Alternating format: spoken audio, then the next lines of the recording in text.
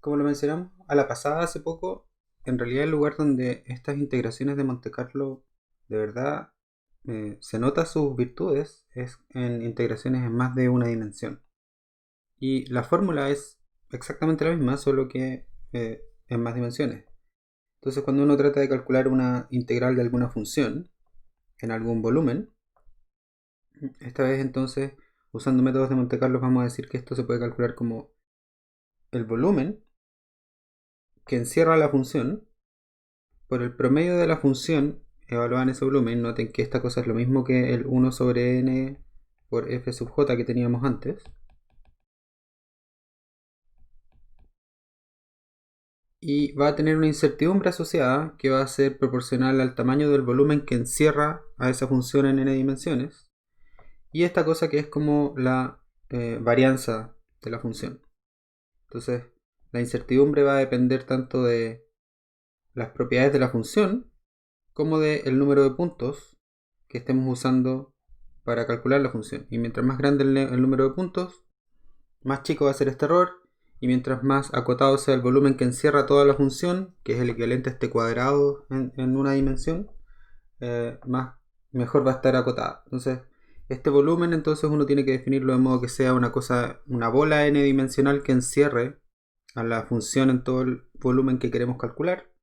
Y entonces uno puede hacer este cálculo sencillo. Entonces, en esta cosa que está acá, el promedio de f es simplemente 1 sobre n por la función evaluada en todos los puntos. Y este f cuadrado es 1 sobre n por el promedio de los cuadrados.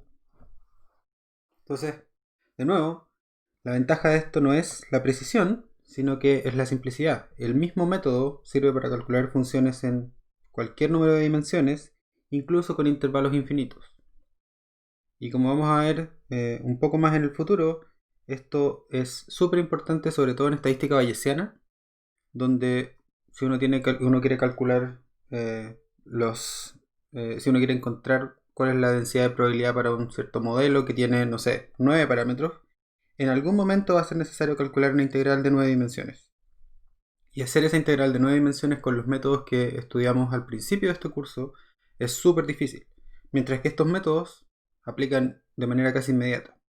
La precisión no es buena, pero generalmente la precisión con la cual se pueden calcular esas probabilidades n-dimensionales en estadística bayesiana igual no es buena, así que estos métodos son suficientemente buenos para ese tipo de cálculo.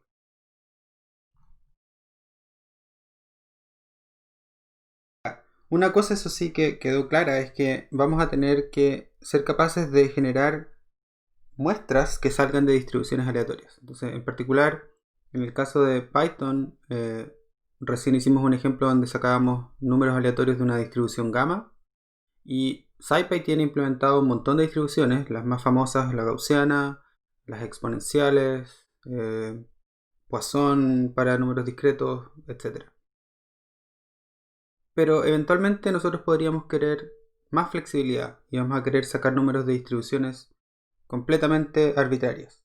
Y esto de nuevo va a ser súper importante en estadística bayesiana. Entonces, claramente uno de los problemas asociados a los métodos numéricos que tienen que ver con números aleatorios es el problema de generar distribuciones que sigan una cierta distribución de probabilidad dada. Entonces eso es lo que vamos a ver ahora.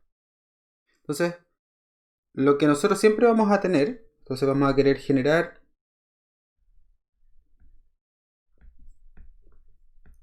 distribuciones arbitrarias.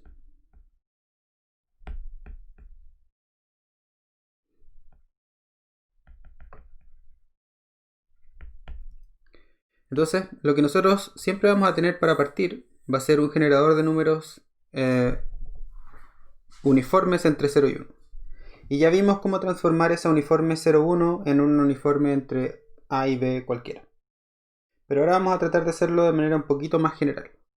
Entonces, supongamos que quisiéramos obtener números con una distribución dada.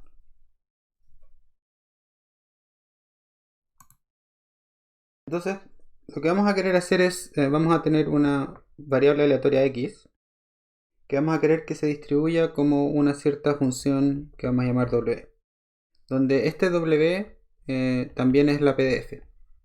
Es decir, si evaluamos W, obtenemos la densidad de probabilidad asociada a cada punto. Entonces la pregunta es cómo podemos, si conocemos la función W, es decir, si podemos generar, si podemos evaluar la función W, cómo podríamos sacar una distribución aleatoria de puntos, una muestra de puntos sacados de esa distribución. Entonces, partamos por decir que vamos a tener una función una muestra I, que sale de evaluar una cierta función, otra función G, en los puntos X de la distribución, de la muestra X. ¿Ya? Entonces, la pregunta es que si nosotros supiéramos que esto es cierto, entonces la pregunta es ¿cómo se distribuye I?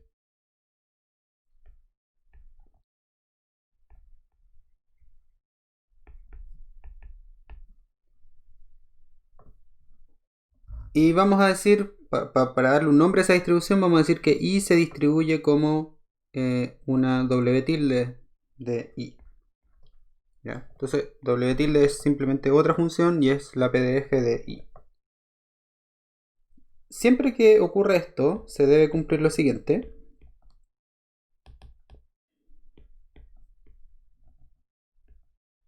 Se debe cumplir que si yo tomo la PDF y la multiplico por un intervalo pequeño de delta X, esta cosa tiene que ser igual a la otra función, la PDF de I, por el intervalo correspondiente de I. ¿Ya? O sea, ¿qué estoy diciendo? Si yo tengo acá mi función, entonces acá están mis puntos X y acá están mis puntos Y. Y yo tengo un intervalo delta X de X acá. Entonces dentro de ese intervalo va a haber un cierto número de puntos. Y esos puntos cuando yo los evalúe siguiendo la función G, van a corresponderse con un cierto número de puntos en Y. Pero el número de puntos que hay acá en X es idéntico al número de puntos que hay en Y, por definición.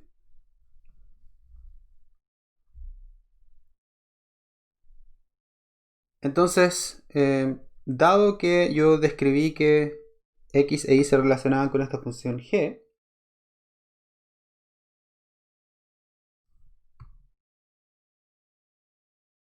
entonces también se tiene que cumplir que si Wx de X es igual a W tilde de Y, entonces si miramos esta función que está acá, de Y tiene que ser igual a G' por dx. Así que esta cosa tiene que ser igual a W tilde de I G' de X de X. Y ahora entonces yo podría escribir que W tilde de I se puede despejar de esto, que es Wx sobre G' de X. Y esto todo evaluado en X, que es el G a la menos 1 de I. Para que la correspondencia sea correcta. Entonces, esta W es la PDF que describe a la variable aleatoria I. Y se puede escribir de esta forma que está acá. Ahora, eso todavía no nos dice mucho. La ventaja acá, que vamos a ganar acá es dependiendo de cómo definamos G. Entonces, si hacemos G de X igual a... Entonces acá vamos a definir G de una manera inteligente, de modo que esta expresión que tenemos escrita acá se vuelva significativa. Entonces lo que vamos a hacer es calcular esta cosa entre donde empieza la función hasta X de W de X' de X'. Es decir, este G es la función distribución acumulada, es la C de F. ¿Ya? Y si eso fuese verdad, entonces G' de X es simplemente W de X. Si G' es W de X, entonces W tilde de Y, en ese caso, se transformaría simplemente en una constante. Y cualquier constante, entonces, si es una constante, entonces quiere decir que es una distribución uniforme. Entonces yo podría decir que esta es una distribución uniforme en el intervalo que le corresponde a la CDF. Y el intervalo que le corresponde a la CDF es el intervalo 0,1.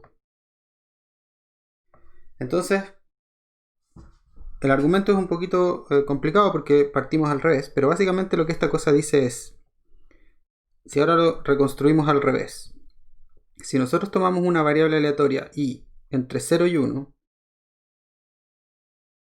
y construimos una función g, que es la distribución acumulada de lo que estamos buscando al final, entonces reconstruyendo x de esta forma podemos sacar números que se comporten como x. Ok, esto no quedó súper claro, pero veamos de nuevo. Si yo saco números de una distribución uniforme 0, 1, como están acá, y luego los evalúo en la distribución acumulada que está acá, e invierto la distribución acumulada, voy a obtener los valores, es decir, evalúo g a la menos 1 de y, voy a obtener los valores x, y los valores x se van a distribuir como w, que era lo que yo quería al principio. Tratemos de verlo de una forma gráfica. ¿Qué es lo que acabo de decir?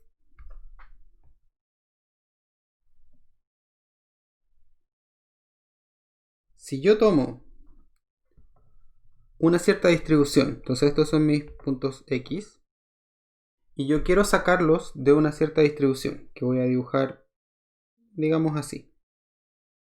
¿Okay? Esta es la w de x, esta es la pdf de x. Lo que yo puedo hacer es construir la distribución acumulada. Entonces, si yo construyo la distribución acumulada va a estar encerrada entre 0 y 1. Y se debiese ver más o menos como así. La cosa siempre tiene asintótica así. Lo voy a dibujar un poquito mejor. Entonces, ¿qué es lo que estoy diciendo? Yo voy a sacar números de la distribución 0, 1 de manera uniforme. Esos van a ser mis i. Mis i van a salir de la uniforme entre 0 y 1. Entonces van a estar uniformemente distribuidos en este intervalo. Y esta función que está acá es la CDF de W. Entonces esta función es la integral entre donde sea que parte la función a y infinito de W de x de x. Y esto es mi función g de x. Entonces, si yo lo que hago ahora es tomar mis puntos y tomarle la inversa a los puntos y, entonces si hago g a la menos 1 de los puntos y, voy a obtener mis puntos x.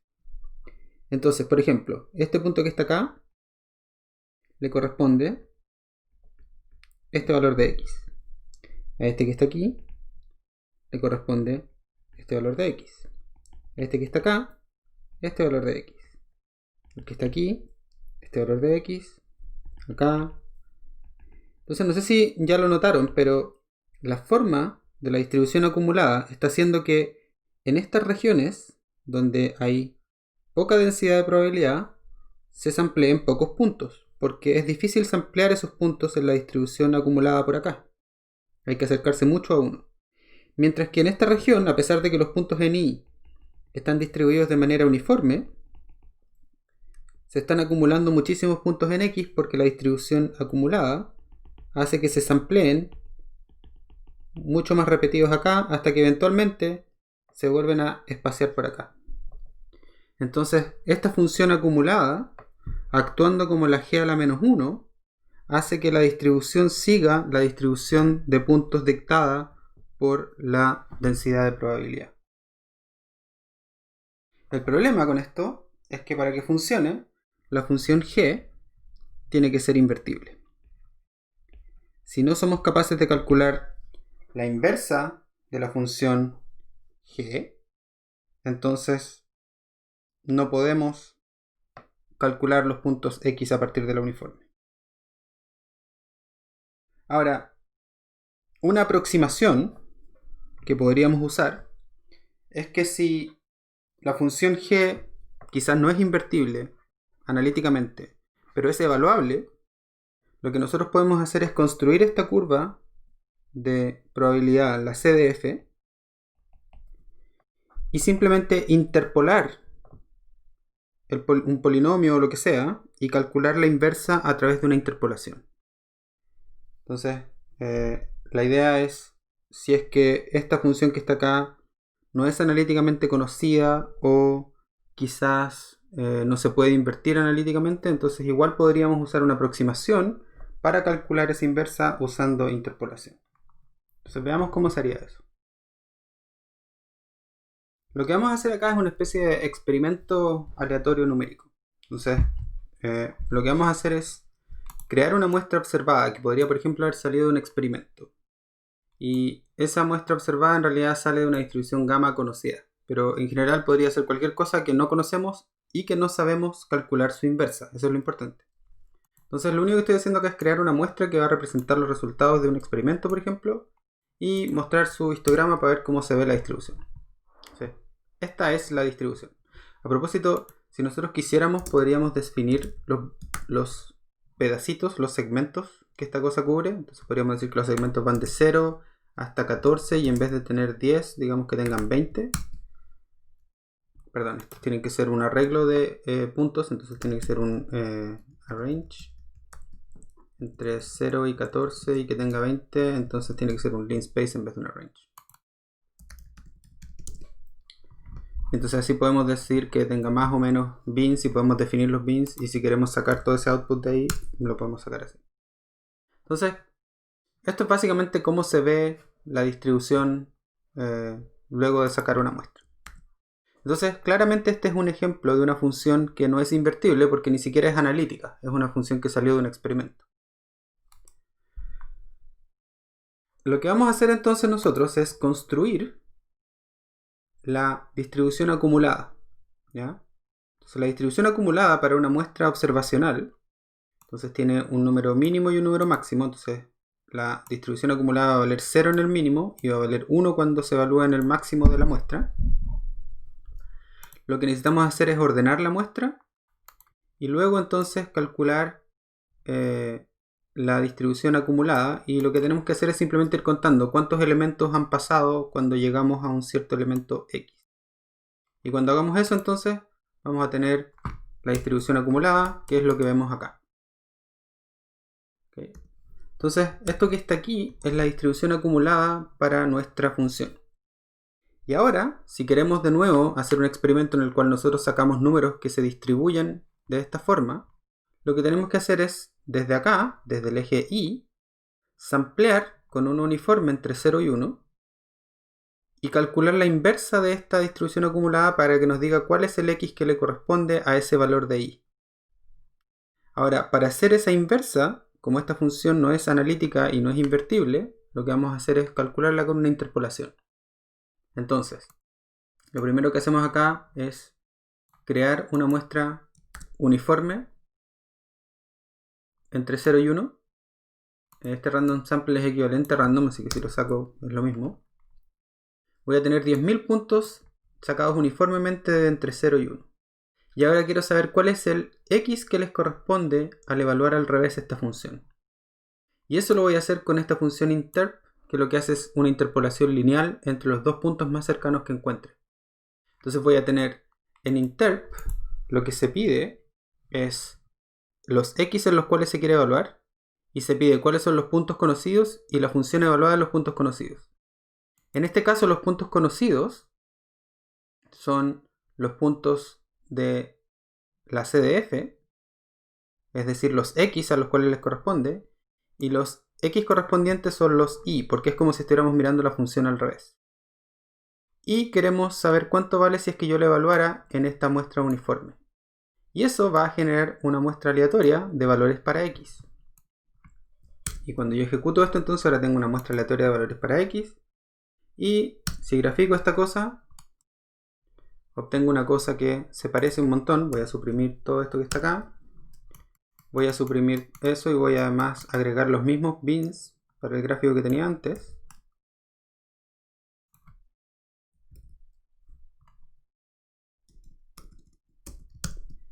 Y vemos entonces que esta muestra que yo creé nueva, entonces lo que estoy graficando aquí es un histograma de la muestra aleatoria que acabo de crear, se parece un montón a la muestra aleatoria original, utilizando esta metodología de la función inversa de la distribución acumulada.